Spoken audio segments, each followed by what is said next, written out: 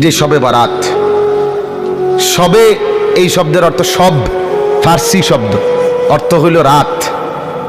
বারাত এটা আরবি শব্দ, অর্থ হইল কর্তন করা, কেটে দেওয়া।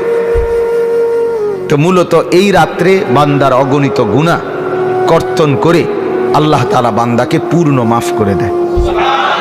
এই জন্য এটাকে শবে বারাত বলে, লাইলাতুল বারাত বলে। এটাকে লাইলাতুর রাহমা, রহমতের রাতও বলে, যেহেতু আল্লাহ তাআলা অফুরন্ত রহমত এই রাতে বর্ষণ করে। এক গ্রাম্য লোক আল্লাহর নবীর কাছে এসে বলছে, হে মুহাম্মদ, সাদা সিধা মুসলমান, হাসরের ময়দানে নাকি বিচার হবে? হবে তো। বিচার করবে কেডা? আল্লাহ। কেডা? আল্লাহ। আল্লাহ? হ্যাঁ। এই যে ডাকি যে সবসময় উনি, উনি বিচার করবে। এই বৃদ্ধ লোক কত, তাইলে আর অসুবিধা কি?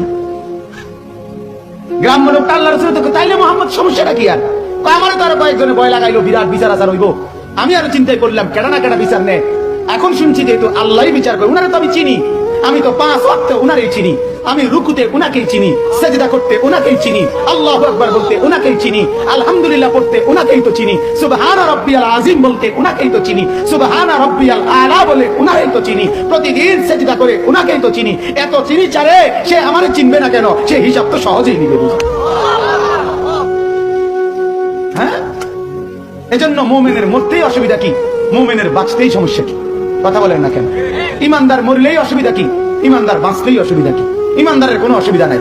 সমস্যা সুদ করে খেতে মরলে সমস্যা, মাইরা হতাই রে বোধে কথা কয় না, বাইরে সিধা